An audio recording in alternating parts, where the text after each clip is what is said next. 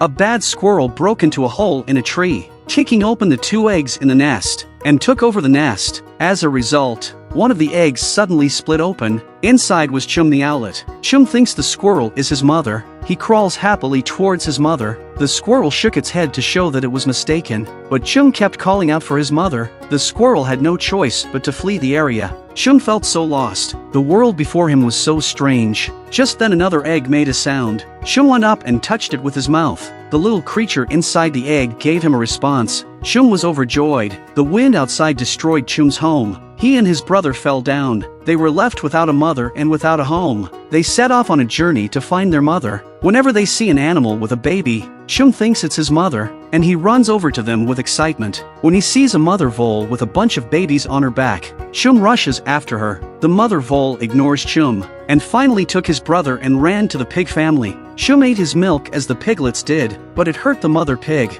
He was chased away. They had to continue their journey. He accidentally falls into a pit full of bird eggs. It's hard to tell which one is the brother. Chum can only tell by the chirping inside. He finds an egg just like his brother's. Chum excitedly pushed him up from the pit. Then a big crocodile got in the way, but the crocodile seemed to want to eat his brother. Chum tried desperately to save her brother. The crocodile was chasing after him.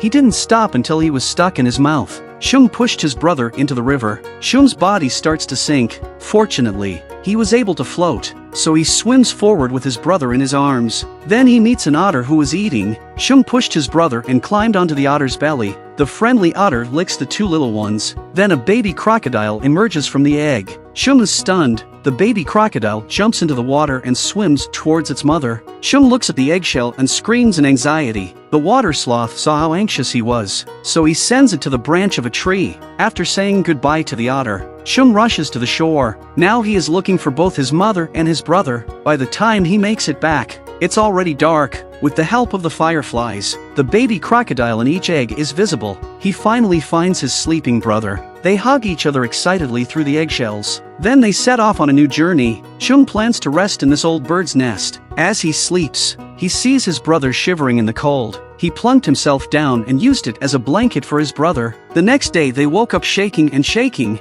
It turns out that the house is being demolished. Chum and his brother fell down. In the confusion, he rolled down the hill. He ended up in front of the siblings who were playing. The mother called out to them to get in the car. The 2 siblings get into the car with the eggs in their hands. Chum is still too late. He cries out helplessly from where he is. In the car, the eggshells begin to break. The second owlet was born unexpectedly. Chum is still searching the streets for his brother. At that moment Grandpa found the owlets, and told them they should take it to the forest. It belonged to nature. The 2 siblings were very upset but agreed. They put the owl in a plastic bowl. Then they went downstairs to eat. As he kept struggling, the plastic bowl hits the radio button. His bird's call was heard over the loudspeaker and into the street. Chum was thrilled to hear his brother's voice. He follows the direction of the sound. He finally finds the building, but the stairs were too high for him. But thinking that his brother was upstairs, he climbed up despite the odds. His brother heard the familiar sound. He jumped up happily. By now Chum is exhausted. He climbs up with all his might. The brother also managed to jump out of the plastic bowl,